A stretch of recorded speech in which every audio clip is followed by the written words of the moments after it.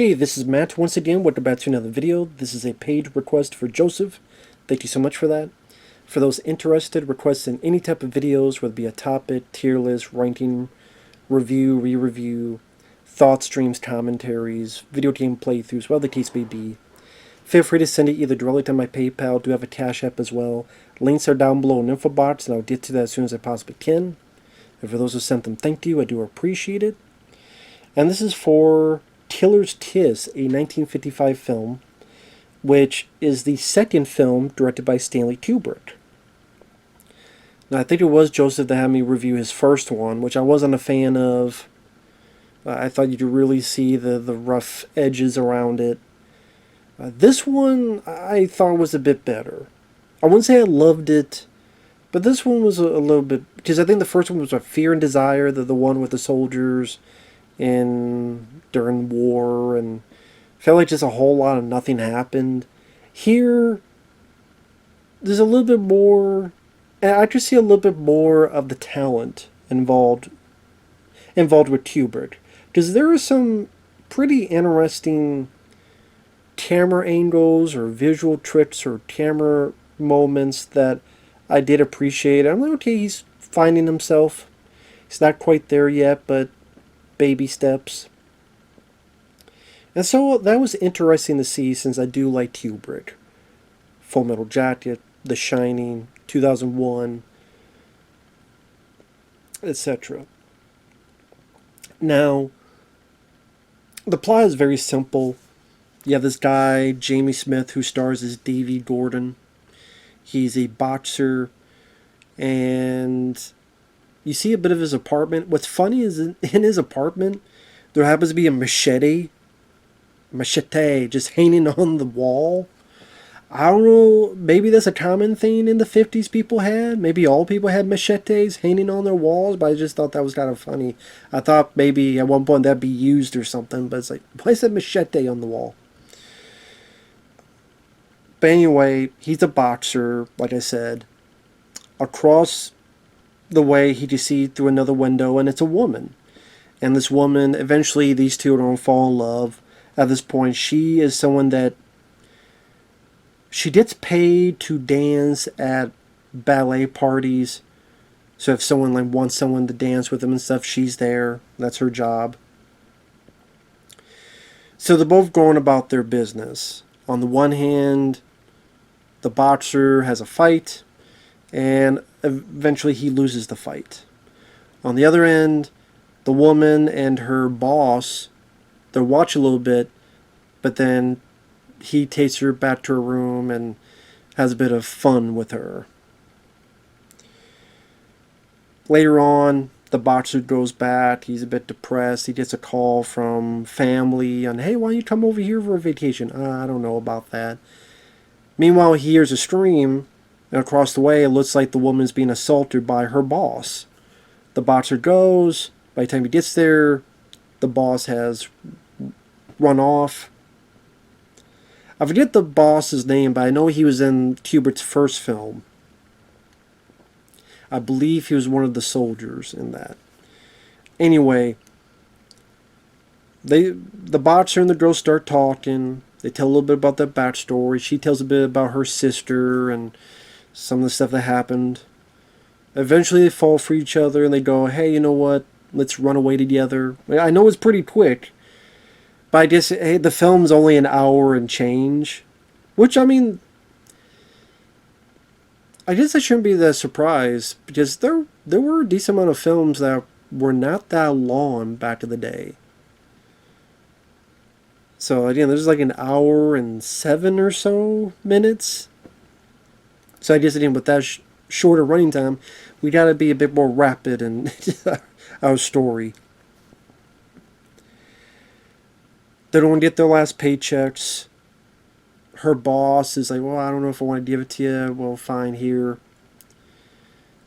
The boss sends his men. Now, at one point, the boxer, his scarf gets stolen. He runs after the people to get it back. Meanwhile, his manager is by the girl. So the bad guys think the manager is the boxer. They take the manager away. They take care of him. One thing leads to another. The cops are looking for the lead, the boxer, because the manager's been found dead. The boxer finds out the girl's missing, and then he goes to try to get the girl back from the boss and his henchmen. Now, I know that apparently there's a bit of back and forth between Kubrick and the studio, that studio wanted a little bit more of a happier ending. But the way they describe it, when you look up info, is like minuscule interference. But I do wonder if this whole thing, because the way it's structured, I'm not sure if I was big on. It's structured in a flashback format, where the boxer's at a train station, kind of pacing back and forth, and then he's rethinking this story. And from time to time, you'll see like him kind of pacing back, and you hear his narration of what happened in the past few days. I'm not sure if that was needed to do it that way. Because number one, you already know by that point now that this boxer lives by the end of the movie. Or at least by that point.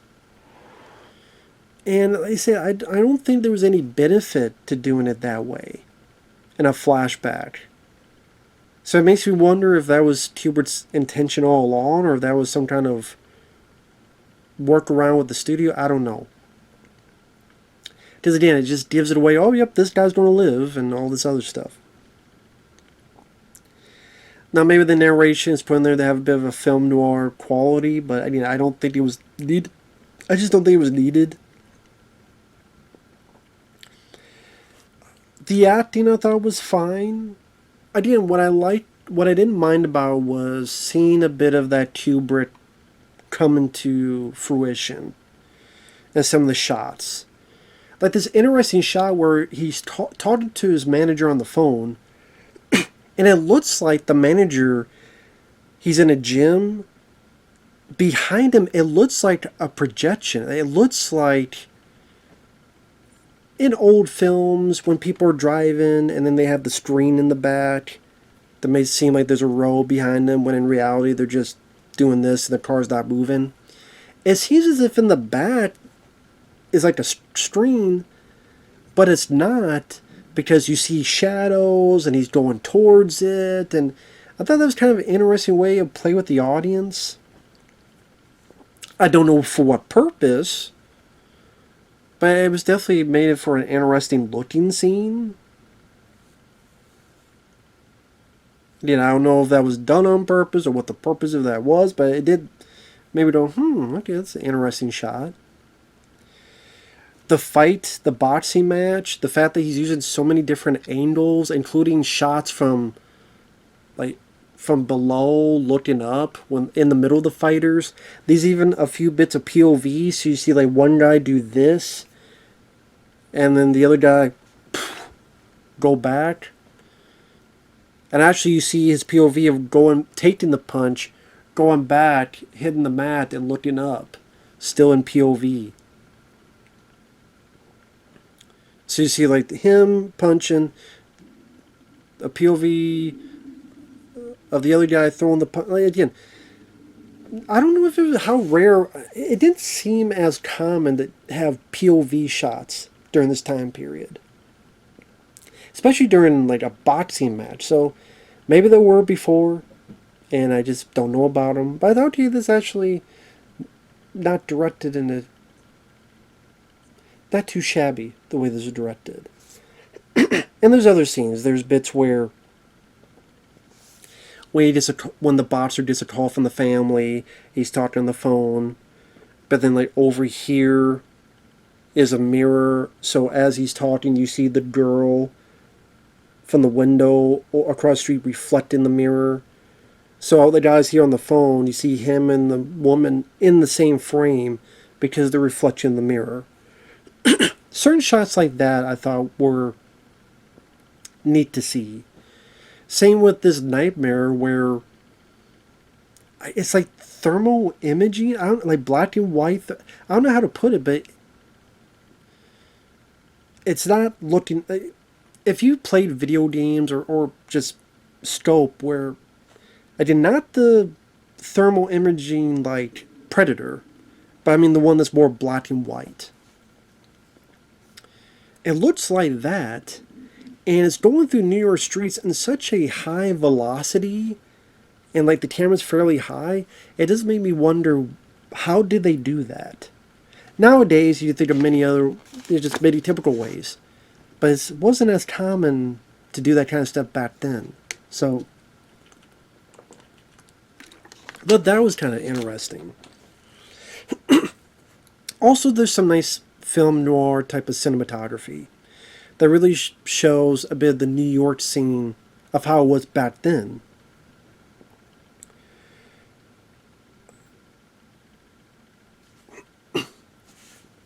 I also like the fact that the fight at the end takes place in a mannequin factory. Just a bit of a unique environment. Now, again, more in spoilers, heavy spoilers. It's not too much of an action-packed movie. Other than the boxing bit. Like the bit where they kill the manager, you don't really see anything. It's kind of them getting closer to the manager in this alley, then it cuts away. And then you see the men kind of coming out of the alleyway. So you're not going to see much. The finale, it's... He tries to get the girl, he gets caught, he trips one up, he jumps out the window. Bit of like a rooftop chase, which is, you know, nice wide scope, seeing the city in the backdrop. That was some cool looking shots because of that. But you're thinking he's a boxer, that he would get some big fisticuffs going on, because he's a boxer. But no, I don't know why Kubrick didn't do that. I just not the movie he wanted. Because, like, there's 3 guys. One stays behind to watch the girl. The main bad guy and the henchman follow him. And it's these kind of long shots where, like, the lead is going this way down and on the rooftop, then going all the way over there. The 2 bad guys who chase them, one kind of drops and hurts his foot, hurts his leg. And so it's just the bad guy following him into his mannequin factory. And it's not even like a big fistcuff. It's more of just kind of the bad guy gets an axe and the good guy gets either mannequin arms or a spear. And they're kind of just flopping around. There's definitely... Didn't seem like there's a whole lot of choreography. Almost seemed like they're desperate not to hit each other. But at the same time, again, it's axe versus spear, mannequin factory. Sometimes, like, the lead has, like, a mannequin body, kind of used as a shield.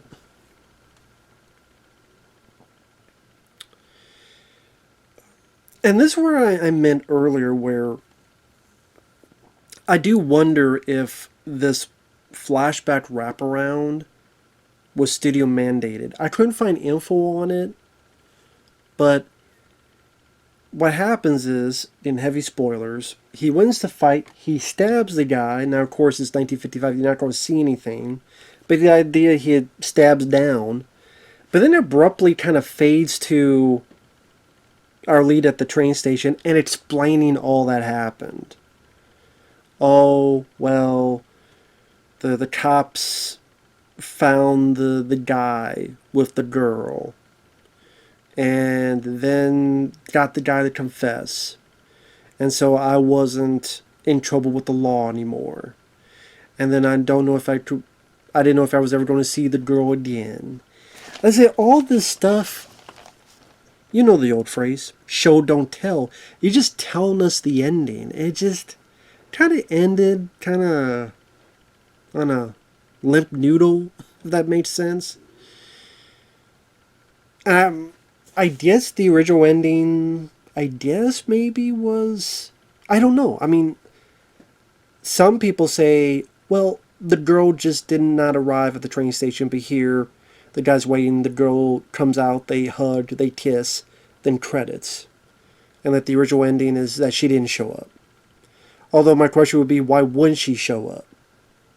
Because she's in love with the guy, and it's her boss that went through this, and the lead guy didn't do anything. So that's why, I mean, was the original maybe the guy got arrested, and I didn't. I don't know. Something is up. Something's up. Just doesn't feel right. Or I don't know. So again, I do wish there was a bit more of the guy showing he's a boxer against these other bad guys.